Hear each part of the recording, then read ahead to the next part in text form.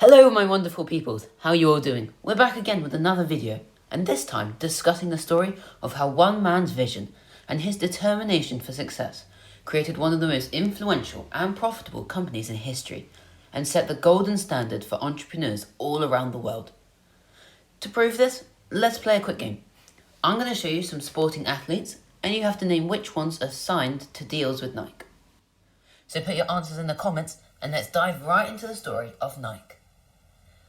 Phil Knight, if you didn't know, is the sole founder of Nike, and in 2016 signed his resignation as chairman after 52 years of painstakingly pushing his company together from rock bottom. But what he has now built will mean his legacy lives on forever. And that's where we'll begin, at the end, with the multi-billion-dollar company and one of the most influential entities around the world, still seeking more growth. In 2022, Nike had an estimated total revenue of $49 billion. $49 billion! You know what revenue this company made in its first year? $8,000. Do a little bit of quick math, and that's over 6 million% increase in earnings. Let that sink in for a moment. So how did Phil Knight turn a startup company selling trainers out of the boot of his car into an international corporation? You see, you first need to understand how he was thinking.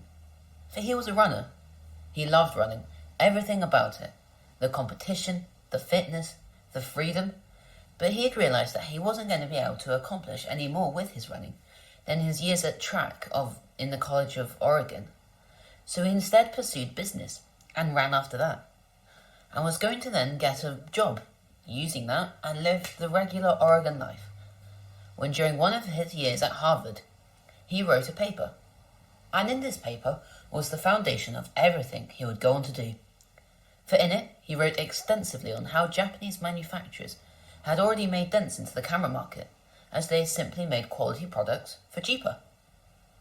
And he thought to himself, well, if it worked for cameras, then why not shoes? It was so simple, yet horribly complex, which is what his father thought when he asked for money to travel the world to see and go everywhere, and to finish with Japan in order to put a spark into his world-altering plan.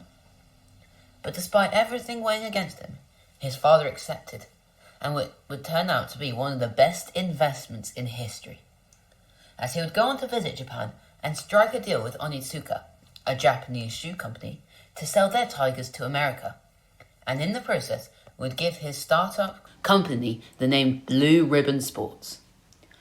This marked the next major stage in the creation of Nike, as he now possessed everything he needed to build up. He had supply, he had growing demand in America, and he had the passion.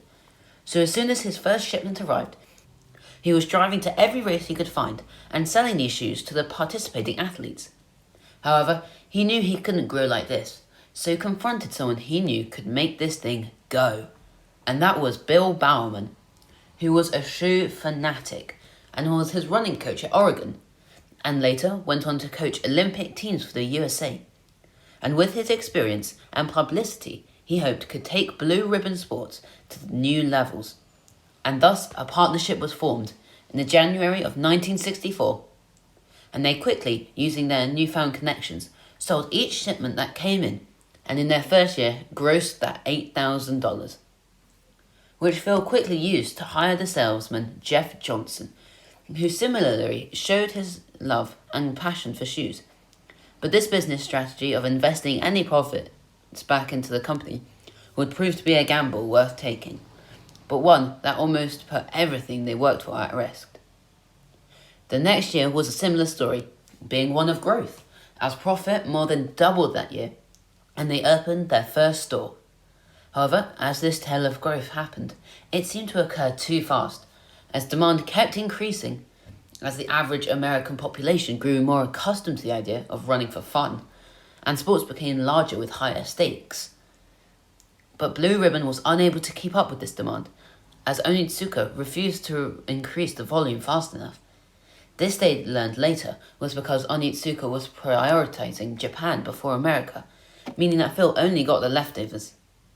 But everything was about to change, as Bowerman made the latest shoe for the Mexican Olympics, named the Cortez. This shoe imploded and sold hundreds of thousands, despite poor shipping volumes, and forced Blue Ribbon to reassess their system. So when they realized that the Cortez was their intellectual property, and that the only thing holding them back from manufacturing their own shoes was their deal with Onitsuka, they immediately began the process of moving production to their own facilities. For to grow now, they realized that they needed to become much more than just a distributor. And they were about to catch their chance, as just before the Munich Olympics, their contract with Onitsuka expired. But now, more than ever, they needed to develop their own brand and identity to really thrive. So this began a mad rush before the 1972 Olympics to figure themselves out, which started with their infamous swoosh, which was acquired for $35 from a local art student, and then went on to involve ad campaigns, publicity acts, and their rebranding from Blue Ribbon to Nike, named after the Greek goddess of victory. All this was now the firm foundation for the multi-billion sports company we know, which then continued to grow through outstanding PR by incorporating emerging sports stars into their program. Speaking of, let's go over the answers to our earlier question, which is all of them. All these stars you see were originally signed and picked up by Nike, showing their marketing prowess. But that's about it. That's where Nike ends, and you kind of know where it goes up to at this point. But if you do want to know more, then please read his book. It is a great insight, and I'm sure you'll find it interesting. But if you enjoyed, then why not subscribe to see more? And I hope to see you once a week, every week, and that the best of your life is yet to come. Goodbye.